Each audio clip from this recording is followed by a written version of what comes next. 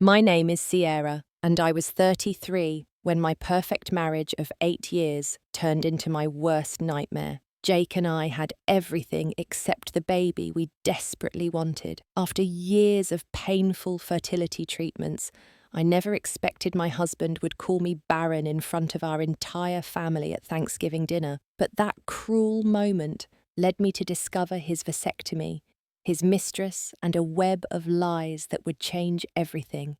If you're watching this story, drop a comment letting me know where you're viewing from, hit that like button, and subscribe to hear how I found my voice and made his mistress tremble with a single truth. I still remember the day I met Jake Marshall like it was yesterday. I was 33, a marketing executive at a prestigious firm in Chicago, attending a charity gala for children with cancer. My college roommate Natalie had invited me, saying I worked too much and needed to get out more. That night, I wore a simple black dress that made me feel confident and sophisticated. I was discussing campaign strategies with a potential client when Natalie interrupted us, pulling along a tall man with warm brown eyes and a smile that made my heart skip a beat. Sierra, meet Jake Marshall.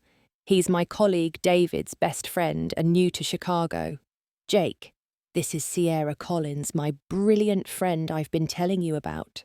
Jake's handshake was firm, his voice deep and assured. Natalie said you were impressive, but she undersold it. I've heard you talking business for only 30 seconds, and I'm already intimidated. I laughed, feeling a blush spread across my cheeks. Well, marketing is my passion. Sorry if I get carried away. Never apologize for passion, he said, his eyes holding mine a beat longer than necessary. It's rare to find someone who truly loves what they do. We spent the rest of the evening talking. Jake worked in finance, had moved from Boston for a new position, and shared my love of early morning runs along Lake Michigan. By the time he asked for my number, it felt like the most natural thing in the world. Our first date was breakfast at a small cafe after a sunrise run. Our second was dinner at an intimate Italian restaurant, where we talked until the staff began putting chairs on tables. By our fifth date, I knew there was something special between us. Jake was attentive in ways no other man had been. He remembered small details about my life, sent flowers to my office just because it was Tuesday, and made me feel valued in ways I hadn't realized I was missing. 6 months after we met, Jake proposed during a weekend trip to Michigan. We were walking along the shoreline at sunset when he got down on one knee, presenting a stunning emerald-cut diamond ring. Sierra Collins, you've brought joy, passion, and purpose into my life. I want to build a future with you, to wake up beside you every morning to face whatever comes our way together. Will you marry me? Tears streaming down my face, I said yes without hesitation. Our wedding was everything I'd dreamed of, simple, elegant, and surrounded by loved ones. Jake's mother, Diana, welcomed me with open arms, treating me like the daughter she never had. My sister Audrey stood beside me as maid of honor, whispering, "He looks at you like you hung the moon and stars." I felt truly blessed. The first 2 years of marriage were blissful. We bought a beautiful brownstone, travelled to Europe, and built our careers. Jake was made partner at his firm, and I was promoted to creative director at mine. We were that couple friends, envied the ones who still held hands at dinner and sent each other silly texts throughout the day. When we decided to start trying for a baby, it felt like the natural next step in our perfect life. I still remember the night we made the decision. We were cuddled on our couch watching a movie when a diaper commercial came on. Jake squeezed my hand and said, "You know, I think you'd be an amazing mother." I looked up at him, heart pounding. "Are you saying what I think you're saying?" He nodded, eyes bright with emotion. "I'm ready if you are. Let's start our family."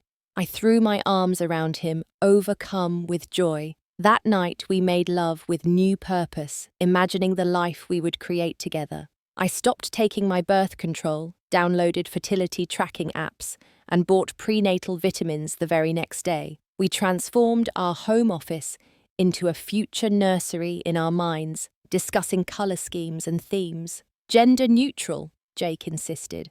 I don't want to impose anything on our child before they're even born. I love how thoughtful you are, I told him, falling even deeper in love. The first few months we approached conception with optimism and excitement. Each month when my period arrived, Jake would hold me and say, "Next month, Sierra, our baby is waiting for the perfect time to join us." When 6 months passed without success, I began to worry. My sister Audrey, always my rock, reassured me over coffee one afternoon. "These things take time, Sierra. Not everyone gets pregnant right away." "I know," I sighed, "but I can't help feeling like something's wrong." "Have you talked to your doctor yet?" I shook my head. I didn't want to overreact. Audrey took my hand. "It's not overreacting to seek information. Make an appointment. Jake will support you." And he did at first. When I told him my concerns that evening, he immediately agreed we should consult a doctor. He sat beside me in the gynecologist's office, holding my hand as Dr. Martinez asked us detailed questions about our health histories and lifestyle. "Everything seems normal based on your descriptions," she said. "But since you've been trying for 6 months, we can run some initial tests to check hormone levels and make sure everything's functioning properly." The blood tests came back showing potential issues, irregular hormone levels that suggested I might have polycystic ovary syndrome. It wasn't definitive, but it was the first indication that our journey might be more complicated than we'd anticipated. Jake hugged me when I cried that night. "We'll face this together, Sierra, whatever it takes." I believed him completely. After all, we were the perfect couple. We could overcome anything as long as we had each other. Little did I know that was the beginning of the end of our perfect story, the first tiny crack in the foundation of what I thought was an unbreakable bond. The next several months became a blur of doctor appointments, blood tests, and increasing anxiety. Dr. Martinez confirmed I had PCOS, which was affecting my ovulation. She prescribed medication to help regulate my cycles and improve our chances of conception. "Many women with PCOS conceive naturally or with minimal intervention," she assured me. "Let's start with the least invasive approach and see how things go." I threw myself into researching everything about fertility. I changed my diet, started acupuncture, practiced yoga for stress reduction, and took a small pharmacy of supplements each morning. My determination was unwavering. I would do whatever it took to have our baby. Jake attended the first few appointments with me, asking thoughtful questions and taking notes. But as weeks turned into months with no positive pregnancy test, I noticed subtle changes in his behavior. He started missing appointments due to urgent work meetings. Our intimate life became mechanical, scheduled around my ovulation windows rather than spontaneous expressions of love. "I need to go to New York next week for a client meeting," Jake announced one evening as I was marking my fertile days on our calendar. I looked up, disappointed. "But that's right when I'll be ovulating. Can you reschedule?" A flash of annoyance crossed his face. "Not everything can revolve around your cycle, Sierra. This client is worth millions to the firm." His words stung. "Our baby is worth more than any client," I said quietly. Jake sighed, running his hand through his hair. "Of course it is. I'm sorry. I'm just stressed about work." He rescheduled his trip, but the moment left me unsettled. It was the first time I'd seen him prioritize anything above our dream of starting a family. One night, as I lay in bed scrolling through a fertility forum, Jake's phone buzzed on the nightstand. A text notification briefly lit up the screen. "Amanda can't wait to see you tomorrow." "Who's Amanda?" I asked casually, though my heart had started racing. Jake reached for his phone too quickly. "New client. We're having lunch to discuss her portfolio. You never mentioned her before." "Didn't I? She was referred by David last week." He turned away, typing a response I couldn't see. The name Amanda began appearing in his conversations with increasing frequency, Amanda thought his investment strategy was brilliant. Amanda appreciated his attention to detail. Amanda had invited him to a networking event. When I asked to meet this important new client, Jake always had reasons why it wasn't the right time. Red flags were waving, but I was too consumed by our fertility journey to fully acknowledge them. After a year of trying, Dr. Martinez suggested we consider more aggressive treatments. Given your PCOS and the duration you've been trying, I think it's time to discuss intrauterine insemination, or possibly IVF. These options were expensive and invasive, but I was ready. Jake seemed less enthusiastic. "Do you know how much IVF costs?" he asked that night. "We're talking tens of thousands of dollars with no guarantee of success." "I know it's expensive," I admitted, "but we have savings and my insurance covers part of it. This could be our best chance." Jake paced our bedroom. "I'm not saying no. I'm just saying we need to be practical. We can't drain our accounts on treatments that might not work." His resistance hurt, but I understood financial concerns were valid. We compromised on trying 3 rounds of IUI before considering IVF. The procedures were uncomfortable and emotionally draining. Each month brought 2 weeks of hope, followed by crushing disappointment. Through it all, Jake grew more distant. He worked later, checked his phone constantly, and our conversations revolved around schedules and finances rather than our feelings. I confided in my sister during one particularly difficult week. "Audrey, I feel like I'm losing him. It's like he's physically here, but emotionally somewhere else." My sister's expression was troubled. "Have you asked him directly what's going on? Every time I try, he says I'm overreacting because of the hormone treatments. Maybe he's right." Audrey squeezed my hand. "Trust your instincts, Sierra. You know Jake better than anyone." But did I? The man who had once looked at me with such adoration now seemed irritated by my presence. The husband who had promised to face anything together was leaving me to face our fertility challenges largely alone. After all 3 IUI attempts failed, Dr. Martinez gently suggested moving to IVF. By then, I was emotionally exhausted, but still determined. When I brought it up to Jake, he exploded. "Enough, Sierra. We've already spent thousands on treatments that didn't work. When does it end?" Tears filled my eyes. "When we have our baby." "And what if that never happens? What if you can't have children? Are we supposed to bankrupt ourselves trying?" His words cut deep. "I thought you wanted this as much as I do." Jake's expression softened slightly. I do. But at some point, we have to accept reality." Those words haunted me. Was he right? Should I accept that motherhood might not be in my future, but every time I considered giving up something inside me, rebelled? This wasn't just about having a baby anymore, it was about fighting for the future we had planned together. I had no idea that Jake had already envisioned a different future, one that didn't include me. The turning point came when I needed Jake to pick up my fertility medications from the pharmacy. He promised he would, but when I got home that evening, they weren't there. "I forgot," he said, not looking up from his laptop. "I'll get them tomorrow." The next morning, as I took out the trash, I noticed something strange among the discarded mail and food containers, my prescription bag unopened. Jake hadn't forgotten. He had deliberately thrown away medication that cost hundreds of dollars, medication I needed to start that day. When I confronted him, he denied it at first, then claimed he must have accidentally knocked it into the trash. But his eyes couldn't meet mine, and I knew he was lying. That night, I checked his phone while he was showering. What I found wasn't definitive proof of an affair, but it was enough to make my stomach churn. Dozens of text messages with Amanda, many late at night, filled with inside jokes and vague references to times they'd spent together. "Last night was amazing," one read. "Can't stop thinking about it." Jake's response, "Same, can't wait for next time." When Jake found me with his phone, he was furious. "So now you're spying on me. This fertility stuff has made you paranoid." "Who is she, Jake? And don't tell me she's just a client."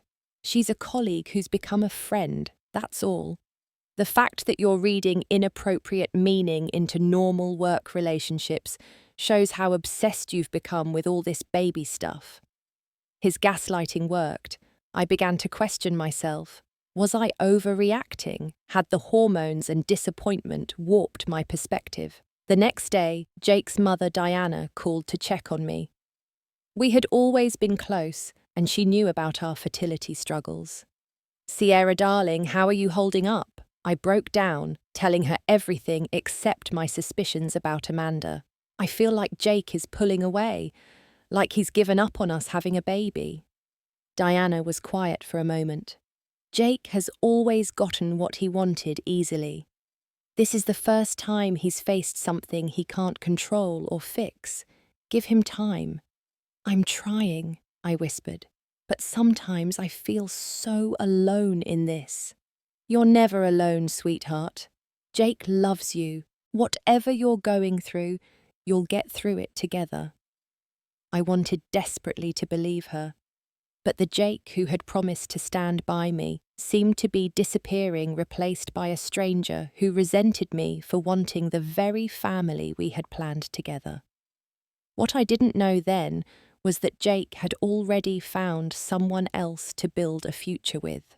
The first IVF cycle was physically and emotionally brutal. Daily injections left my stomach bruised. Hormone surges had me crying one minute and raging the next. Through it all, I clung to hope that the discomfort and mood swings would be worth it when we finally held our baby. Jake was notably absent for critical appointments. When it was time for the egg retrieval procedure, he was stuck in traffic and arrived after it was over. When Dr. Martinez called with the results, 10 fertilized eggs, my excitement was dampened by his lukewarm response. "That's great," he said, barely looking up from his laptop. "Let me know when the transfer is scheduled." The day before our scheduled embryo transfer, I received a devastating call from the clinic. Despite initial healthy development, all our embryos had stopped growing. There would be no transfer. I collapsed on our kitchen floor, sobbing uncontrollably. When Jake came home, I was still there, curled into myself. "The embryos didn't make it," I managed between sobs. "They're all gone." I expected him to hold me to share my grief. Instead, he stood awkwardly in the doorway. "I'm sorry, Sierra. Maybe this is a sign we should take a break from treatments." His detachment in that moment broke something in me. A sign our potential children just died and you're talking about signs. Jake's face hardened. They weren't children yet. They were a few cells in a lab. How can you be so cold? We created those embryos together. They were our future. A future that's costing us everything. Do you even care about anything else anymore? Our savings are drained. You barely work. All you talk about is babies and treatments and doctors. Because that's what we decided we wanted, I shouted back. Together, Jake grabbed his keys. "I need some air. We'll talk when we're both calmer." He didn't come home that night.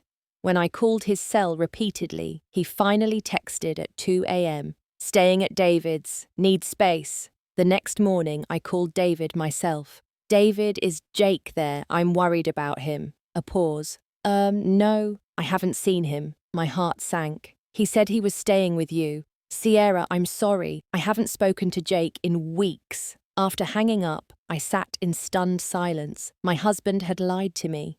He wasn't with his friend. So where was he? The answer seemed obvious with Amanda. When Jake finally came home the following evening, I was waiting. "David says you weren't with him." Jake's expression flickered between surprise and anger. "You checked up on me. Where were you, Jake?" "At a hotel. I needed space to think without you interrogating me." "Are you having an affair?" He laughed, but it wasn't the warm laugh I'd fallen in love with. It was harsh, dismissive. "Is that what this is about? You think I'm cheating because I needed one night away from your obsession with getting pregnant? Answer the question." "No, Sierra, I'm not having an affair. I'm trying to save our marriage from your single-minded fixation on having a baby at all costs." I wanted to believe him. I needed to believe him. So I pushed my suspicions aside and suggested we see a marriage counselor. Jake agreed, though reluctantly. We attended 3 sessions, but his participation was minimal. The therapist suggested we reconnect by focusing on activities we enjoyed before trying to conceive. We tried a cooking class, we went to concerts, we even took a weekend trip to the lake house where he'd proposed. But something fundamental had shifted between us. The man who once couldn't keep his hands off me now flinched when I touched him. The husband who used to tell me everything now guarded his phone like it contained state secrets. One evening I came home early from a work event to find Jake rushing someone out our back door. When I called out, he appeared in the kitchen, flushed and nervous. "Was someone here?" I asked. "Just a colleague dropping off some documents." Through the back door, they were leaving as I was taking out trash. His explanation was plausible, but felt wrong. Later that week, I discovered a woman's earring between our couch cushions, a small gold hoop I'd never seen before. When I showed it to Jake, he shrugged. Must belong to Natalie or Audrey from when they visited. But neither of my friends had been to our home in weeks. The final confirmation came when I was looking for tax documents in Jake's home office. In his desk drawer, I found a receipt for a hotel room from the night he claimed to be at David's. Room service for 2 people, 2 breakfast orders, a bottle of champagne. I wanted to confront him immediately, but something held me back. If he lied about the hotel, what else was he lying about? I needed more information before facing him. That's when I made an appointment with Dr. Martinez on my own. I needed to know if there was any point in continuing fertility treatments given Jake's apparent disinterest. During our consultation, she reviewed my file and frowned. "Sierra, I'm concerned about something in your records." "What is it?" "According to your initial workup, Jake's sperm count and motility were normal. But that seems inconsistent with how difficult conception has been, even with interventions." "What are you saying?" I'd like to repeat his analysis before we proceed with another IVF cycle. I nodded, though I knew convincing Jake would be difficult. When I brought it up that evening, his reaction was explosive. "Another test. Why, so you can find something else to fix, some other reason to put us through more expensive procedures." Dr. Martinez thinks it's important to check everything before another round of IVF. "And what if my sperm is fine, just like last time? Will you finally accept that maybe this isn't meant to be?" His words struck me as odd. If everything's fine, then why wouldn't IVF work eventually? Jake had no answer, but his resistance to a simple test added to my growing suspicions. The next day, I received a call from Diana, inviting us to the annual Marshall family Thanksgiving gathering. "Everyone's looking forward to seeing you both," she said warmly. "It's been too long." I agreed, though the thought of pretending to be a happy couple in front of Jake's entire family filled me with dread. What I didn't know was that this gathering would become the turning point in our crumbling marriage, the moment when private pain would become public humiliation and hidden truths would finally come to light. Thanksgiving at the Marshall family home had always been my favourite holiday with Jake. His parents' sprawling colonial house in the suburbs, filled with delicious smells, laughter, and the warmth of family, was the perfect antidote to the busy lives we led in the city. This year, however, I approached the day with knots in my stomach. Jake and I had barely spoken during the hour-long drive, the silence between us thick with unspoken accusations and resentments. Diana greeted us at the door, with her usual enthusiasm pulling me into a tight hug. "Sierra, darling, you look beautiful as always." I hugged her back, fighting tears. Diana had been more motherly to me than my own mother, who had passed away when I was in college. If she noticed the tension between Jake and me, she didn't mention it. Jake's father, Robert, clapped him on the shoulder. "Son, just in time to watch the game before dinner." Jake brightened immediately, following his father to the den where other male relatives had gathered. I was left with Diana and the women of the family helping in the kitchen and catching up on family news. Jake's cousin Megan showed me ultrasound pictures of her second baby due in spring. His aunt Patricia proudly shared photos of her new grandchild. Surrounded by these reminders of what I couldn't have, I busied myself with chopping vegetables and stirring sauces, trying to keep my emotions in check. Sierra, honey, can you take these appetizers to the living room? Diana asked, handing me a tray of beautifully arranged snacks. As I entered the living room, I froze. There, sitting comfortably on the couch next to Jake's cousin Tyler, was a stunning blonde woman I'd never met. But I recognized her immediately from social media pictures I'd found while investigating Jake's phone. Amanda. She looked up, meeting my eyes with a smile that didn't quite reach her own. You must be Sierra. Tyler's told me so much about you. I nearly dropped the tray. Tyler jumped up to help me, misinterpreting my shock as difficulty with the heavy platter. Sierra, this is Amanda. We met at a networking event last month. Tyler seemed completely oblivious to the significance of this introduction. I managed a tight smile. Nice to meet you. Jake entered the room at that moment, stopping mid-stride when he saw Amanda. The colour drained from his face, then quickly returned as he composed himself. Amanda, what a surprise, he said, his voice unnaturally high. I didn't know you and Tyler knew each other. Amanda's smile was calculated. Small world, isn't it? When Tyler mentioned his cousin Jake Marshall, I realised it must be you. The room suddenly felt airless. I excused myself to the kitchen, hands shaking as I grabbed the counter for support. Sierra, are you all right? Diana asked, concern in her eyes. Fine, I lied, just a little tired. Throughout the afternoon, I watched Jake and Amanda carefully. They maintained their distance, but I caught meaningful glances, subtle nods, and once Jake purposely brushing past her in the hallway, whispering something that made her smile. Jake drank heavily, something he rarely did at family gatherings. By dinner time, his cheeks were flushed, his words slightly slurred.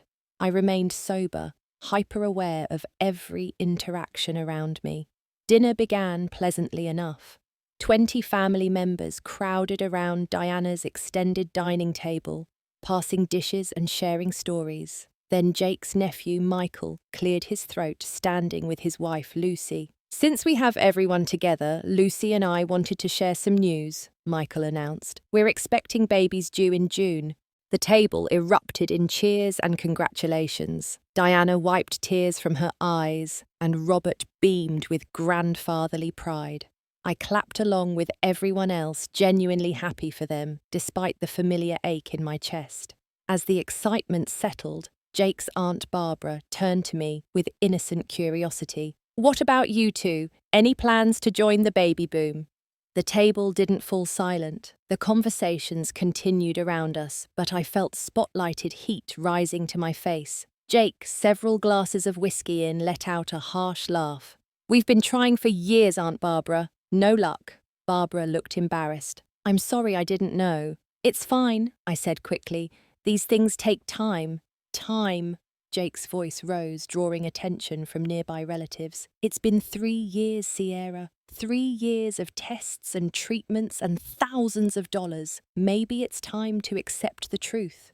Diana attempted to intervene. Jake, this isn't the place.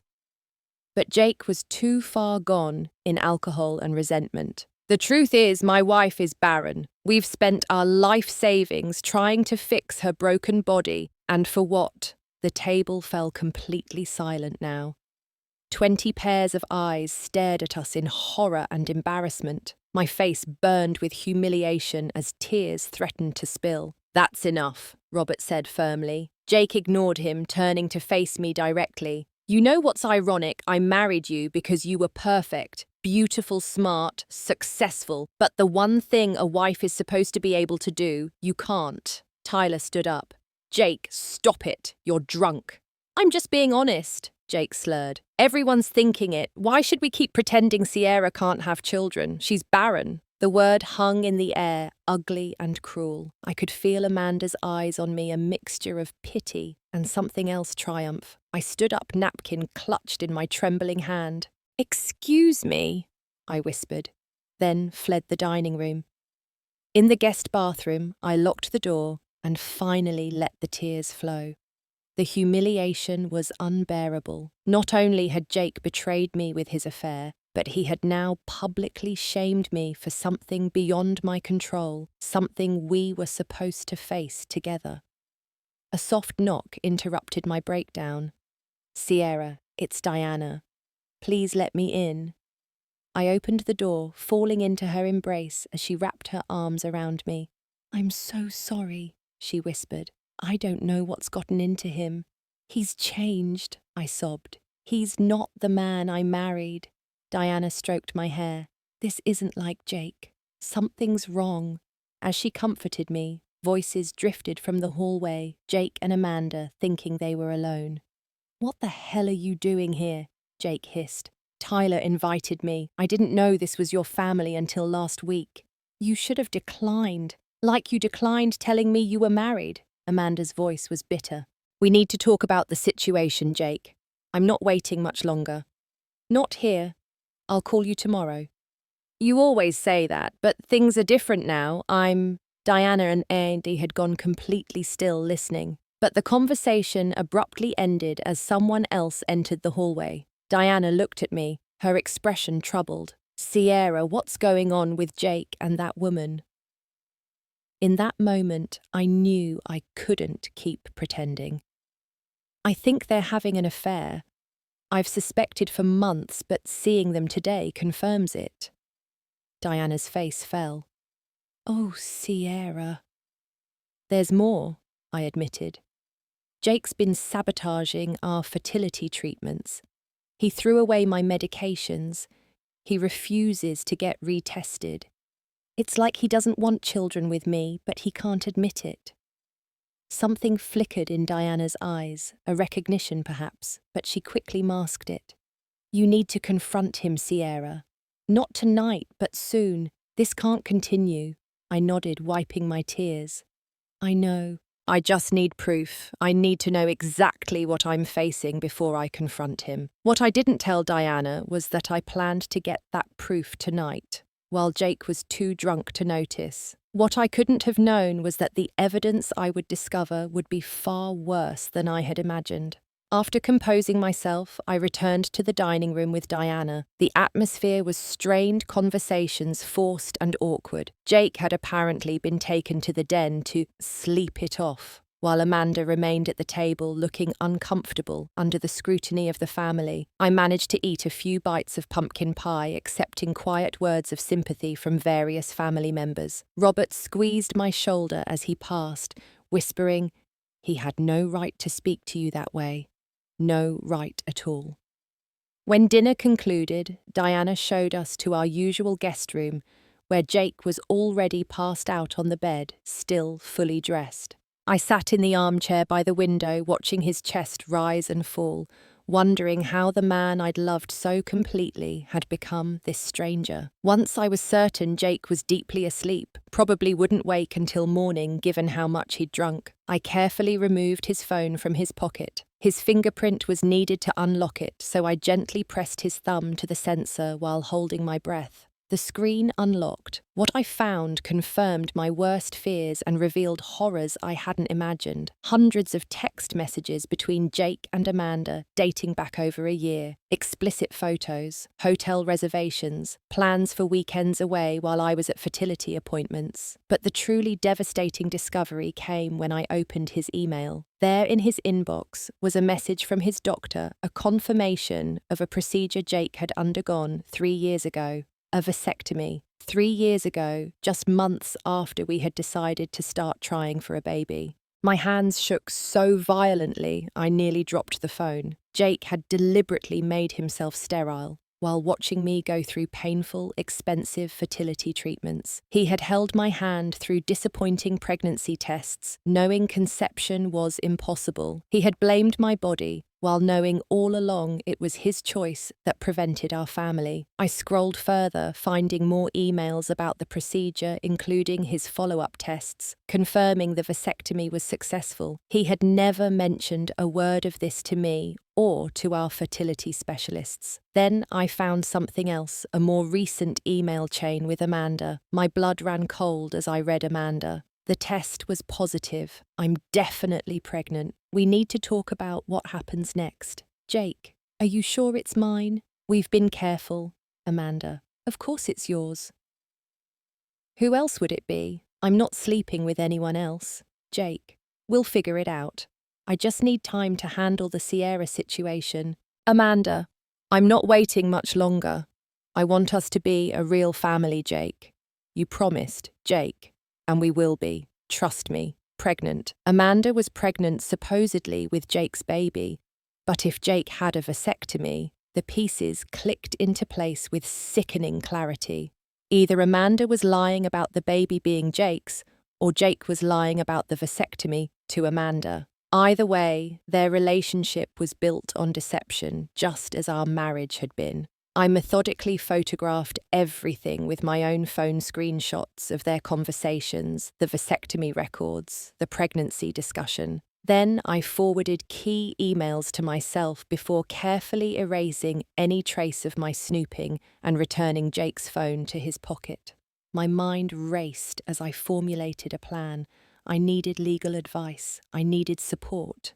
Taking out my phone, I texted my friend Lauren, a family law attorney. Me, need urgent legal advice. Marriage crisis. Can we talk tomorrow? Completely confidential. Lauren responded immediately. Of course. Come to my office at 9. Are you safe? Me, yes. Not in physical danger. Just discovered life-altering deception. Will explain tomorrow. Next, I messaged my sister Audrey. Me, everything falling apart with Jake. Need your support tomorrow. Can you meet me at Lauren's office at 9? Audrey, on my way now. Do you need me to come get you? Me, no. Staying at in-laws. Jake drunk and passed out. We'll be fine tonight. Just need to process. Love you. Audrey, love you more. Whatever it is, we'll face it together.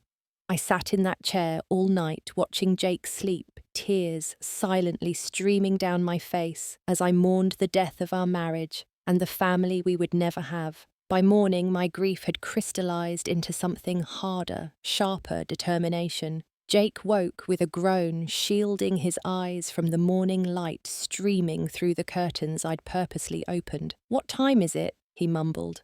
8:30, I replied coolly. Your mother's expecting us for breakfast at 9.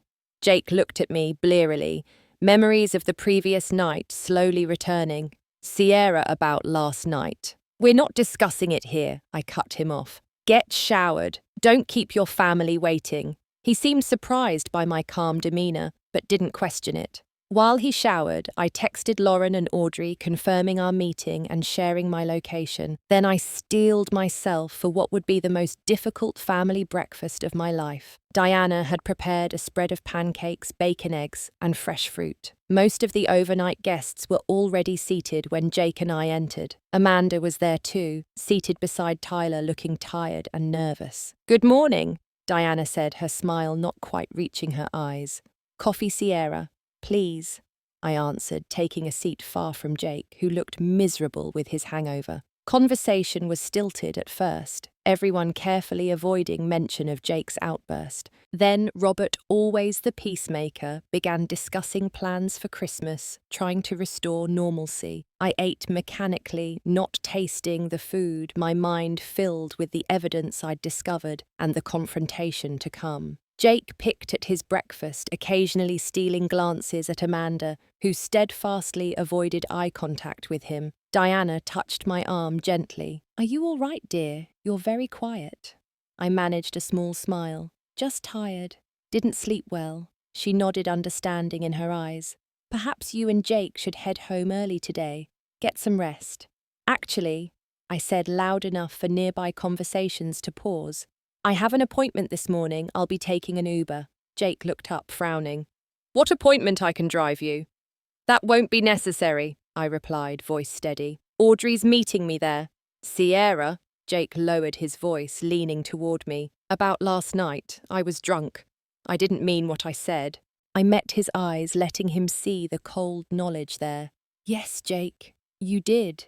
His face paled slightly. Can we talk privately? Not now. I stood up. Thank you for breakfast, Diana. It was lovely as always. Diana walked me to the door, concern etched on her face. Sierra, whatever's happening, know that Robert and I love you. You're our daughter regardless of what happens with Jake. Her words nearly broke my composure. I hugged her tightly. That means more than you know. I'll call you soon. As my Uber arrived, I saw Amanda exit the house, heading for her car. Our eyes met briefly across the driveway. There was no triumph in her expression now, only uncertainty and perhaps a touch of fear. Good, I thought. She should be afraid. By tomorrow, her carefully constructed world with Jake would crumble just as mine had. But unlike me, she had entered this situation with open eyes, choosing to pursue a married man, participating in the cruel deception. As the car pulled away, I looked back at the Marshall home where I had once felt so welcome and loved.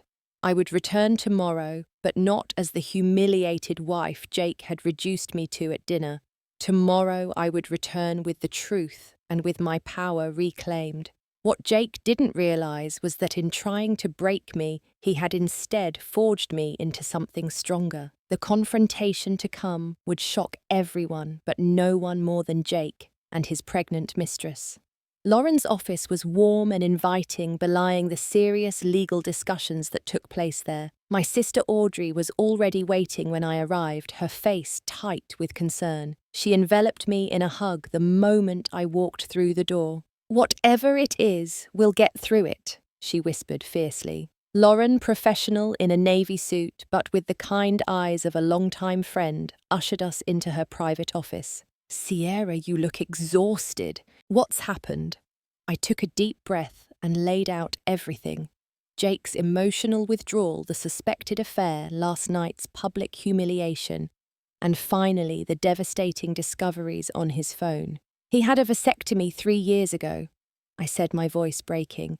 3 years of watching me go through fertility treatments, knowing it was impossible. Audrey gasped, her hand flying to her mouth. "That monster!" Lauren's expression remained controlled, but I could see the shock in her eyes. "And you have evidence of this?" I pulled out my phone, showing her the screenshots and forwarded emails.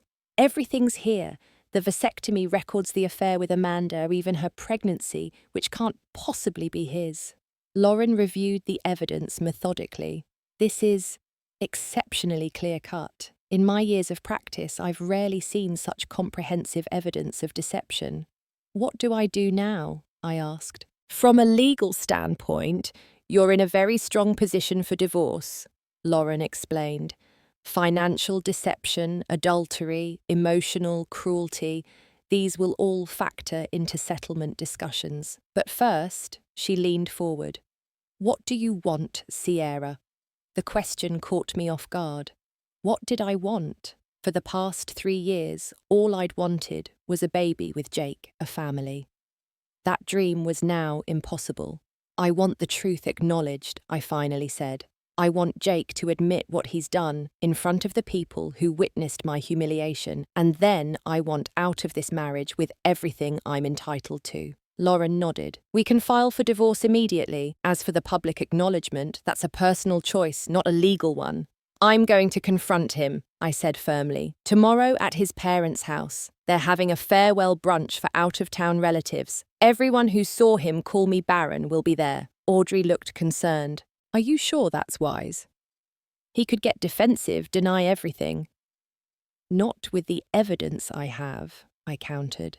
"And I need to do this, Audrey. For 3 years I've believed something was wrong with my body. I've blamed myself, tortured myself with treatments, felt less than a woman because I couldn't conceive. Meanwhile, Jake was deliberately causing this pain while sleeping with another woman. I need everyone to know the truth." Lauren tapped her pen thoughtfully. "If you're determined to do this, let's make sure you're protected legally. I'll draft divorce papers today. You can have them with you tomorrow, not to serve necessarily, but to show Jake this is serious."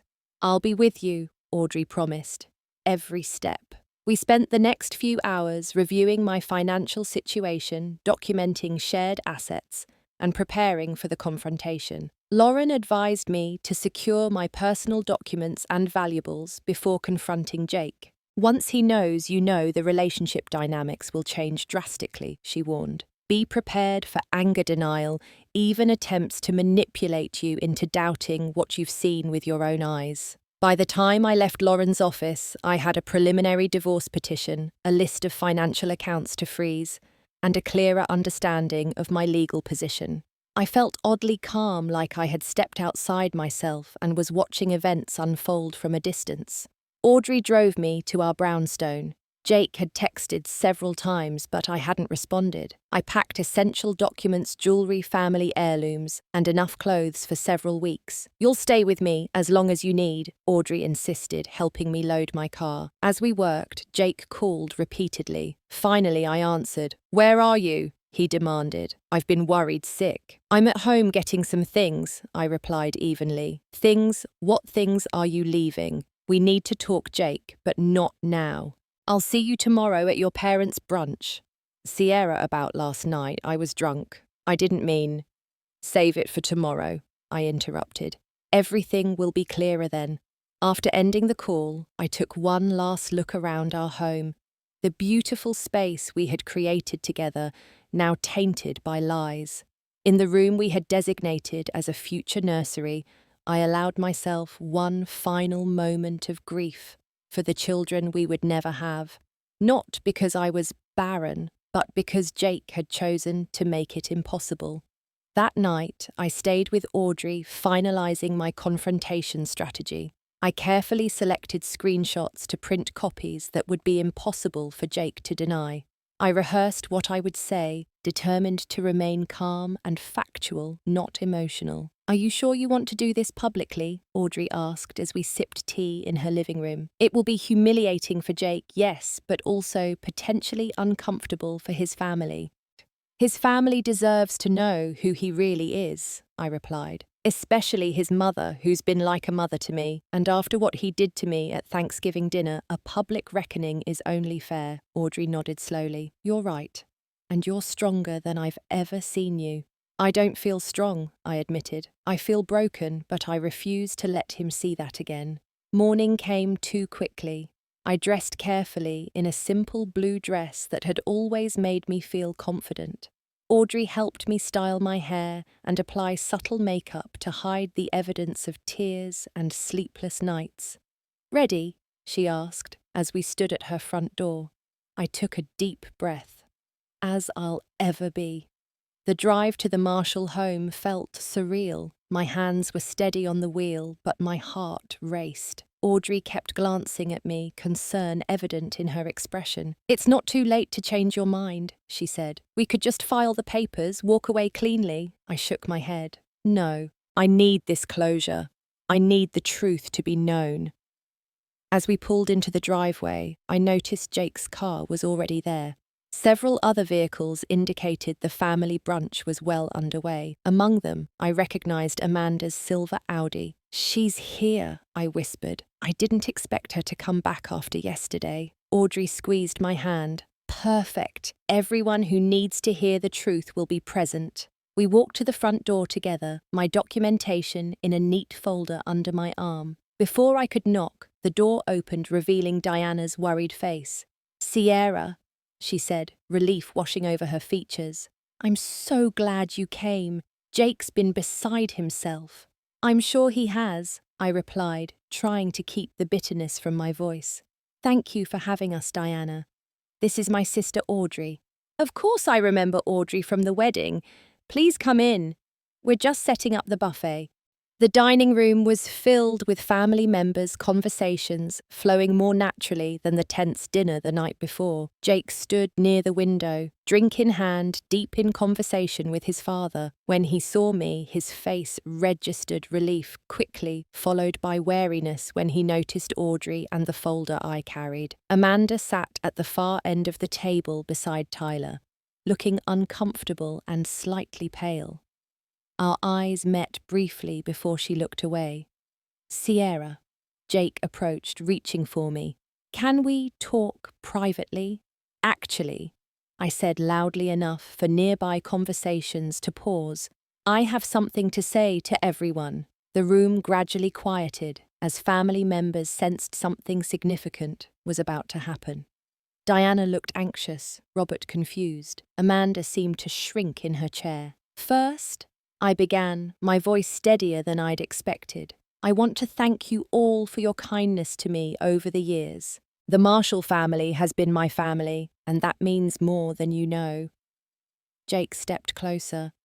Sierra, whatever you're thinking, please let me finish, Jake. I turned to address the room. Last night, Jake publicly humiliated me at this table. He called me Barren. He said I couldn't do the one thing a wife is supposed to do, have children. Murmurs of discomfort rippled through the family. Diana looked stricken. What many of you don't know is that for 3 years, Jake and I have been trying to have a baby.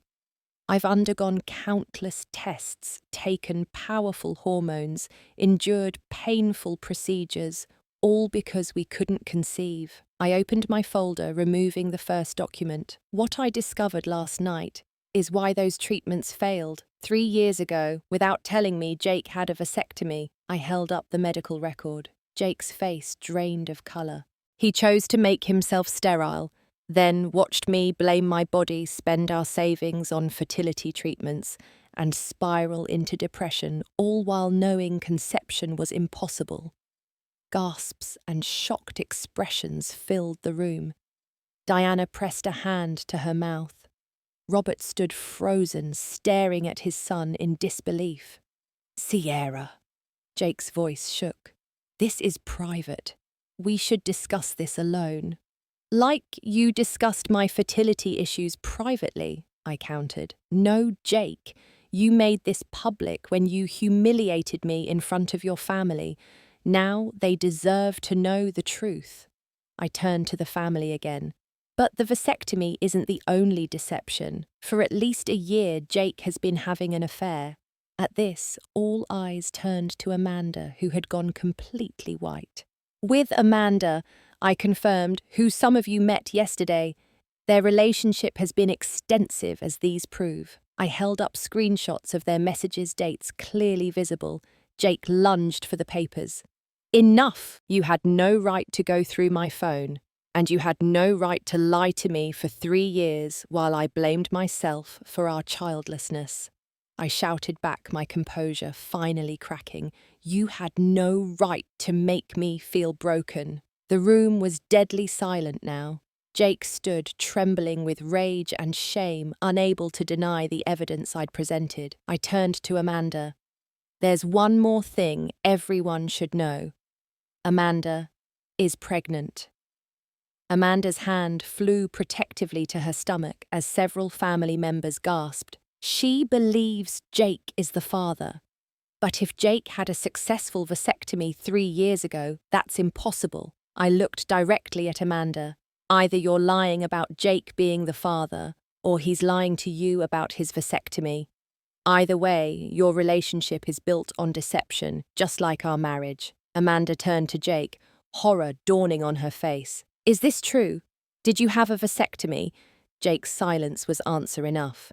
"You told me you wanted children with me," she whispered. "You said Sierra was the one who couldn't have them."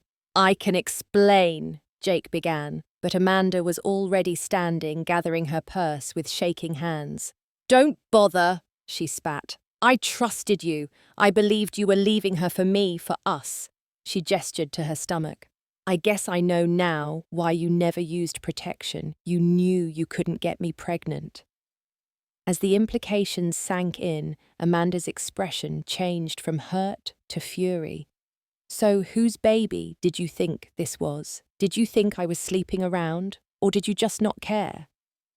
Jake had no answer. Amanda pushed past him, stopping briefly beside me.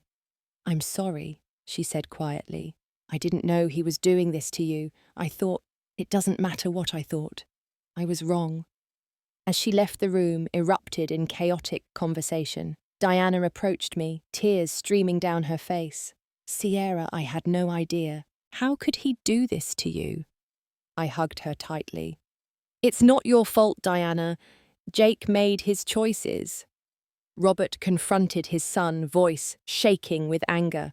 "Explain yourself, Jake, now!"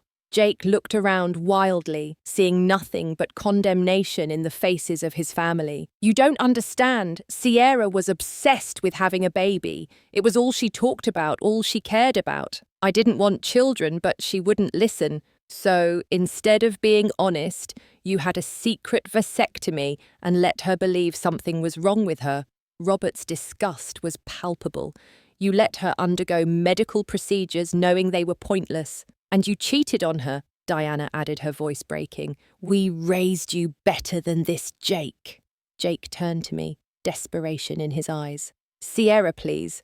We can work through this. I'll reverse the vasectomy. We can try again for real this time. I almost laughed at the absurdity of his plea. Instead, I removed the final document from my folder. These are divorce papers, Jake. My lawyer is expecting your call. I placed them on the table between us. I'll be staying with Audrey until the brownstone is sold. Lauren will contact you about dividing our assets. As I turned to leave, Jake grabbed my arm. You can't do this. You can't just throw away 8 years. I looked at him calmly. I didn't throw anything away, Jake. You did. 3 years ago, when you decided to lie instead of being honest about not wanting children, when you watched me suffer instead of telling me the truth. I gently removed his hand from my arm. Goodbye, Jake. With Audrey beside me, I walked out of the Marshall home for the last time, leaving behind the shattered remains of what I had once thought was a perfect marriage. The weight I had carried for 3 years, the shame, the self-blame, the desperate hope had lifted. In its place was something else, something that felt surprisingly like freedom. The weeks following my confrontation with Jake were a blur of legal meetings, apartment hunting, and emotional processing. The divorce was finalized with surprising speed, largely due to the overwhelming evidence of Jake's deception. He didn't contest my claims or fight over assets, perhaps knowing how badly he would fare in court. Diana called me regularly, maintaining our relationship despite the divorce. You'll always be family to me, she insisted during one tearful conversation. What Jake did was unforgivable. Robert, too, reached out to express his continued support. They both attended the closing when we sold the brownstone, hugging me tightly afterward.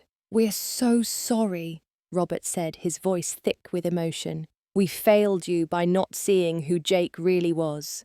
You didn't fail me, I assured him. Jake failed all of us. The financial settlement was substantial. Jake's fear of public exposure made him generous. I received half of everything we owned, plus additional compensation for the medical expenses incurred for fertility treatments. Lauren was ruthless in her negotiations, citing fraud and emotional cruelty to leverage a better settlement. Through it all, Audrey was my rock, letting me cry when needed and pushing me forward when I faltered. One foot in front of the other, she would say on mornings when I could barely get out of bed. Just focus on today. 3 months after the divorce was finalized, I received an unexpected letter from Amanda. She had moved to Seattle, she wrote, and had given birth to a healthy baby girl. DNA testing had confirmed what we already knew: the baby wasn't Jake's. The actual father was an ex-boyfriend she'd briefly reconciled with before meeting Jake. I was foolish and desperate, she admitted in her letter. I wanted to believe Jake when he said he loved me and wanted a family. When I discovered I was pregnant, I convinced myself it had to be his, even though the timing was questionable. I'm deeply sorry for the pain I contributed to, however unknowingly. I hope someday you can find happiness and the family you deserve. Her words brought a surprising sense of closure. Amanda had been deceived too, albeit differently. Jake had manipulated us both, playing on our deepest desires, a child for me, commitment for her. 6 months post-divorce, I decided to join a support group for women dealing with infertility and pregnancy loss. Though my situation was unusual, the emotional trauma was similar. The grief of losing potential children, the feeling of betrayal by one's own body, or in my case, by my husband. It was in this group that I met Dr. Mia Santos, a compassionate fertility specialist, who listened to my story with genuine empathy. Have you considered being evaluated again?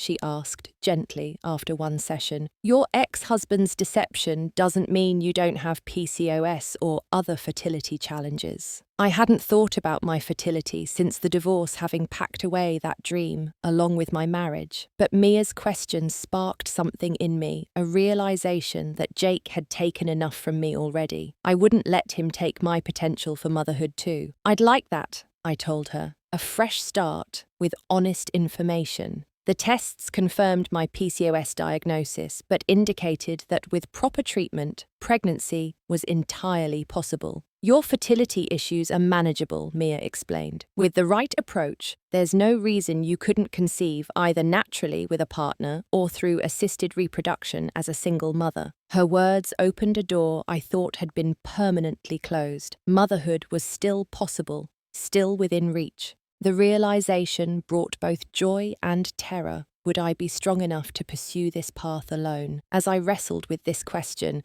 I reconnected with old friends who had fallen by the wayside during my marriage.